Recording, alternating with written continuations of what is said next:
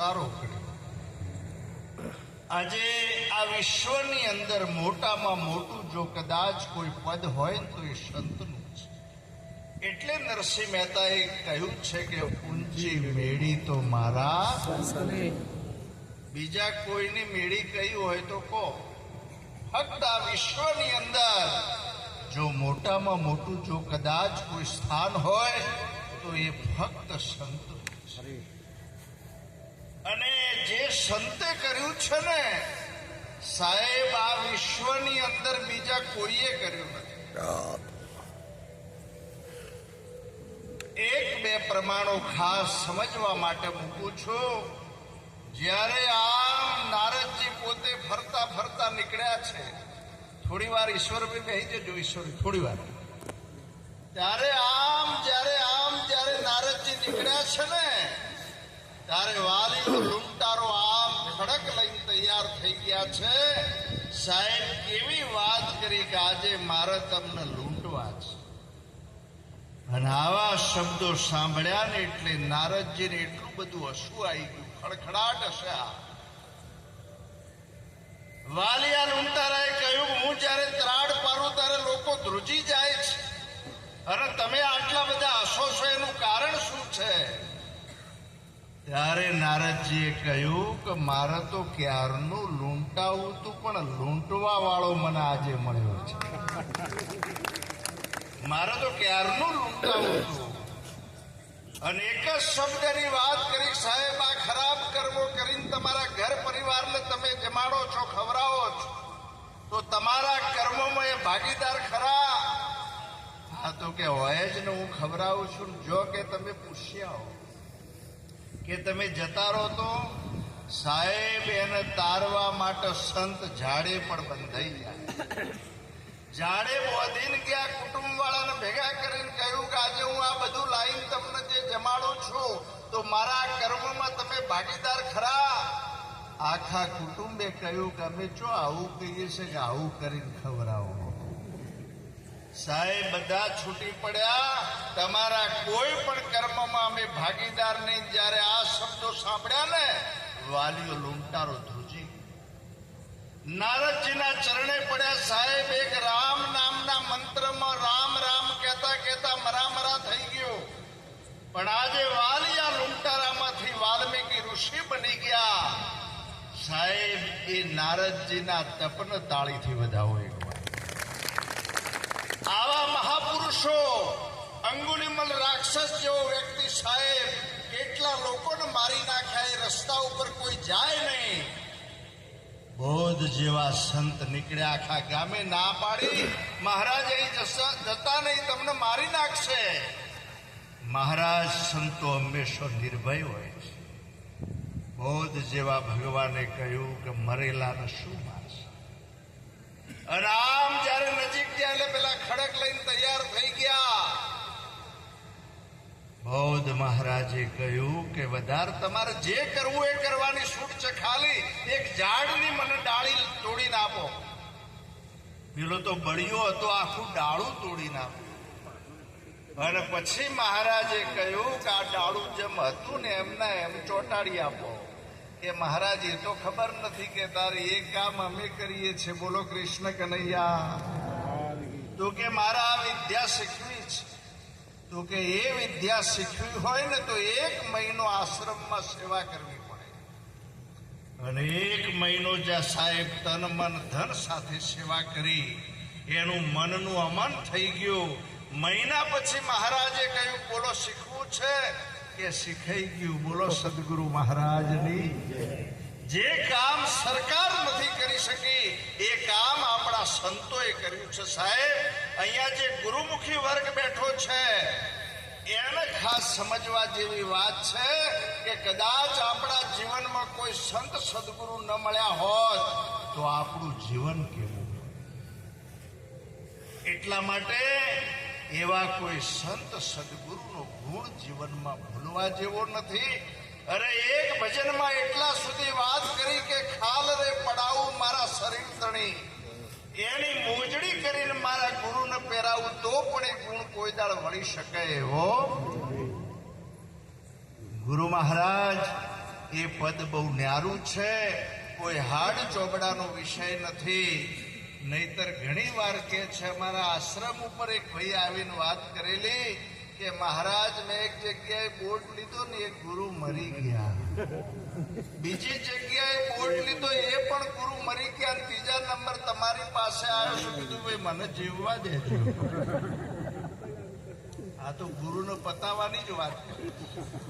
સાહેબ સદગુરુનું જે પદ છે, સાહેબ સબકા બાપ હૈ બેટા કિસી કા નહીં, બેટા થઈને અવતરો તો સાહેબ નહીં. આપણા નિરાત બાપુએ પ્રમાણ આપ્યું, હમ હૈ યોગી અલખ અનાદિ પાર બ્રહ્મ સે હમ પારા, નામ રૂપ ગુણ નહીં હમારે અને કભુના ધરુ મેં. શેરડીમાંથી સારજ કાઢ્યો, સાકર પડ્યું નામ, અને એ નામ જો નક્કી થઈ જાય તો એ જ અમારો મંદિર. એ ભક્તિનું પહેલું પગથિયું છે. હમણાં કાંતિરામ મહારાજે વાત કરી, જ્યારે મંદિરની પ્રતિષ્ઠા કરી ત્યારથી આખું ગામ એ ભક્તિના રંગમાં રંગાયું છે. આજે પાટો ઉત્સવનું એક નિમિત્ત છે, પણ એ નિમિત્તે આજે ભોજન પ્રસાદ, આ સંતોના દર્શન અને ભજન સત્સંગનો લાભ મળ્યો. સાહેબ બધા દાનવીર દાતાઓને એકવાર તાળીથી વધાવો. જો આ એક મંદિરનું નિમિત્ત છે, ભક્તિનું એક પહેલું પગથિયું છે. સંતોએ કોઈ દિવસ મંદિરનું પણ ખંડન કર્યું નથી, પણ એક જ વાત સંતોએ કરી છે કે એના એ પગાથિયે બેસવાથી કોઈ દિવસ વિરાટ સ્વરૂપના દર્શન થાય. એક વાર એવા સદગુરુની શાન મળી જાય. મેવાડના મીરાબાઈ બોલ્યા છે કે જો આત્માની ઓળખાણ નહીં થાય તો ભવના ફેરા. એટલે શું નશામાં બોલ્યા છે? બોલો તો ખરા. સાહેબ સંતો સમજીને બોલ્યા છે. આ સભામાં હજુ પણ કોઈ બાકી છે ઘર પરિવારમાં, હું તો એક પ્રાર્થના કરું છું કે જેની ઉંમર 18 વર્ષથી ઉપર થઈ છે, જેના લગ્નો થઈ ગયા છે, એમને તમે સમજાઈને પણ સદગુરુનો ઉપદેશ અપાવશો ને, તમારું ઘર ભક્તિ સભર બનશે ને, તો હાલના વર્તમાન સમયની બદીઓનો કોઈ પ્રવેશ નહીં થાય.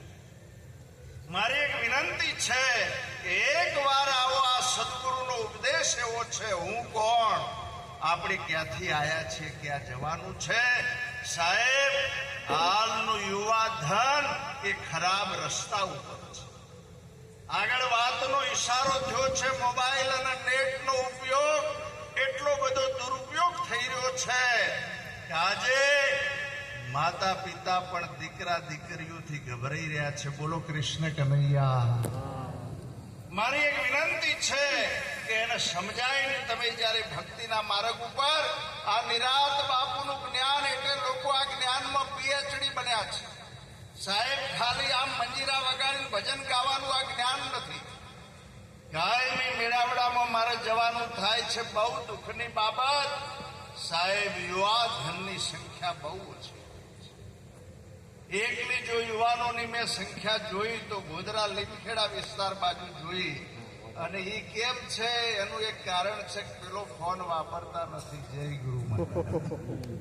આજે તમે રાત્રે 2-3 વાગ્યા સુધી આપણા યુવાનો એ મોબાઈલ ઉપર બેઠા છે. સાહેબ માતા પિતાના માર્ગદર્શન વગર જે દીકરા દીકરીઓ જે સાહેબ ડગલા ભરી રહ્યા છે, પાછળ દુઃખ સિવાય બીજું કોઈ નથી. બધા અમારા સંત સમાજે, દરેક સમાજે મુખ્યમંત્રી જોડે આ વાતને પહોંચાડી છે. હમણાં ફરીવાર પણ સીએમ સાહેબના વાતને યાદ કરી છે કે વિધાનસભામાં આનો ખરડો ટૂંક સમયમાં આવે.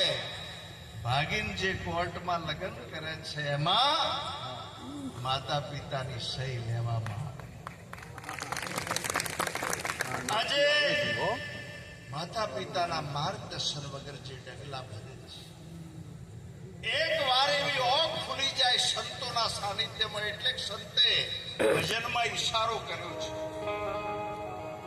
આંખ મારી ઉઘડે સીતારામ દેખો, આંખ મારી ઉઘડે સીતારામ દેખો, ને મારું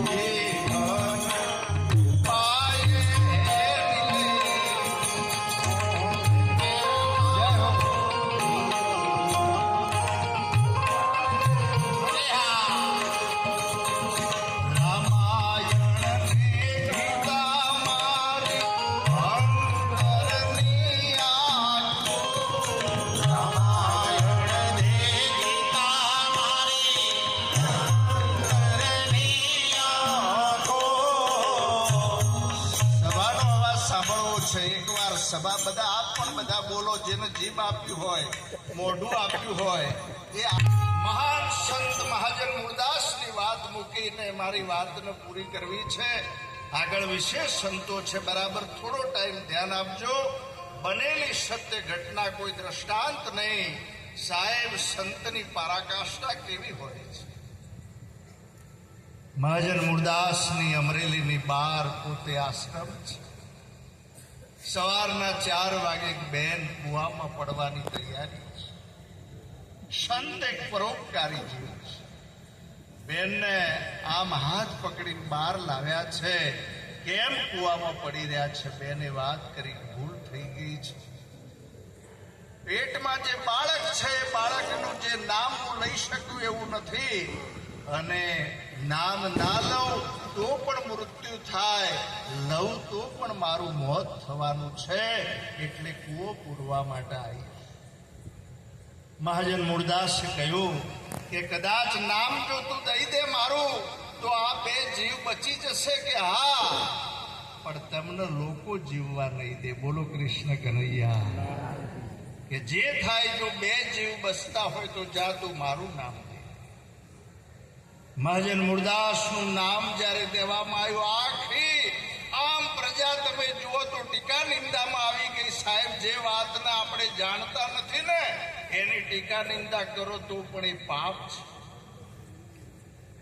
અને સાહેબ ઝાડે બોધવામાં આવ્યા, આદેશ કરવામાં આવ્યો કે જે નીકળે ગામના ગોદરેથી એ બધાએ પથ્થર મારવાના. અને એમાં એમના જે શિષ્યો જાણતા હતા કે મહારાજ તો કોઈ દિવસ આવું કાર્ય ના કરી શકે. જ્યારે કોઈએ પથ્થર માર્યા તો મહારાજે ચુસ્કારો ના કર્યો, પણ પેલા સમજેલા વ્યક્તિઓએ લઈને ફૂલ માર્યું તો મહારાજે બૂમ પાડી. તો બધા કે પથ્થર વાગ્યો તો એ તમે કશું બોલ્યા નહીં. ફૂલ કે પેલા અજ્ઞાની છે ને ખબર છે તો એ ફૂલ મારે. જામનગરના મહારાજાએ પણ એમની કંઠી બોધેલી. સાહેબ, કંઠી તોડી બીજા ગુરુ કરેલા. અને એમણે પછી મહાજન મૂળદાસને જ્યારે આમ બહાર મોકલ્યા ત્યારે એમને થયું મારા મહારાજાને ફક્ત મળવું છે. અને એ પોતે આમ રસ્તામાં જતા હતા અને એક મરેલી બિલાડી પડેલી. સાહેબ, એના બચ્ચા તરવડતા હતા. અને બિલાડીનો આમ પગ પકડીને મહારાજાની આગળ જઈ અને એમના નવા જે બીજા ગુરુ કરેલા હતા ને એ પણ બેઠેલા હતા. અને એ જ્યારે આમ બિલાડી મૂકીને કહ્યું કે આ બિલાડીને તમે સજીવન કરી દો, પેલા તો બાયણું જોવા નહીં રહ્યા. જય ગુરુ મહારાજ. અને મહાજન મૂળદાસે કહ્યું, જો મારા જીવનમાં કોઈ પણ ખરાબ કર્મ ના થયું હોય, આમ હાથ ફેરવ્યો. સાહેબ, બિલાડી સજીવન. મહારાજાએ કહ્યું, બાપુ ફેર કંઠી બોધી તો કે હવે હેર જતી રહી. જય ગુરુ મહારાજ. સાહેબ, આજે એવા મહાજન મૂળદાસની બનેલી સત્ય ઘટના. આમ જ્યારે બધા જ હરિભક્તોને સાક્ષાત્કારી મહાપુરુષના દર્શન થયા. સંતને તમે બહારથી નહીં સાહેબ ભીતરથી જોવાનો પ્રયત્ન કરો. એના કપડા ના દેખાય, વૈણ ના દેખાય, દેહ ના દેખાય, તારે સંતની પરાકાષ્ઠાના દર્શન થાય. બધા જ હરિભક્તો એમના સાથે ભજન કરવા લાગ્યા. બાપુનો સમય પૂરો થવા આવ્યો અને દેહની અવસ્થા પૂરી થઈને બપોરે જ્યારે એમનું શરીર દેહાંત થયું, બધા હરિભક્તોએ નક્કી કર્યું કે મહારાજના શરીરના છેલ્લા દર્શન અમરેલીની પ્રજા કરે. મોટા રથમાં બેસાડવામાં આવ્યા અને સોજના ટાઈમમાં રથના અમરેલીની બજારમાં પ્રવેશ કરાયો. આ બાજુથી મહાજન મૂળદાસની પાલખી આવી રહી છે. આ બાજુથી તમે જુઓ તો એક દીકરીને સાસરે ઓળાઈ રહ્યા છે. અને એ દીકરીની માની નજર મહાજન મૂળદાસની પાલખી ઉપર પડી અને માનો અવાજ એવો આવ્યો કે મહારાજને આજે જ મરવાનો વિચાર આવ્યો. અને માનો અવાજ મહાજન મૂળદાસ સુધી પહોંચ્યો. મહાજન મૂળદાસ પાલખીમાંથી ઉભા થઈને બોલ્યા કે દીકરી તું આજ જા, હું કાલે જઈશ. બીજા દિવસે જ્યારે બપોરે મહારાજનું શરીર શાંત થવાનો ટાઈમ આવ્યો, બધા જ હરિભક્તોને સામે બેસાડી મહારાજે હાથ જોડીને કહ્યું કે હવે મારા શરીરની પાલખી તમે અમરેલીની બજારમાં ના લઈ જતા, કારણ પરમાત્માએ એક વાર લાજ રાખી છે, હવે વારે વારે રાખશે. આવા સદગુરુ મહારાજની એક ખરેખર પ્રગટ એવું એક સ્થાન આપણાને મળ્યું છે. આવા મહાન સંતો મળ્યા છે. આપણે અદ્ભુત નિષ્ઠા રાખી. નિરાત કે છે નિષ્ઠાનું ફળ છે. તમે ક્યાં ઉપદેશ લીધો છે એના હાથે કોઈ વાંધો નથી. આ જ્ઞાન નિરાત મહારાજનું, કોઈ સદગુરુ મહારાજનું, કોઈ પણ સંત પાસે, એવા કોઈ સનાતન ધર્મના કોઈ સંત હોય, કોઈ ભેગ ભગવાન હોય, કોઈ પણ પાસે આપણે ઉપદેશ લીધો હોય, પણ સાહેબ સદગુરુ એ સદગુરુ છે. કોઈ પણ સેઢા વગર આપણે બધા એક જ સદગુરુના બાળકો છીએ. એવા ભાવ સાથે, એકતા સાથે આ સદગુરુના મહારાજના જે કઈ માર્ગને, આ જ્ઞાનને આપણે આગળ વધારીએ એવી ખાસ પ્રાર્થના કરી.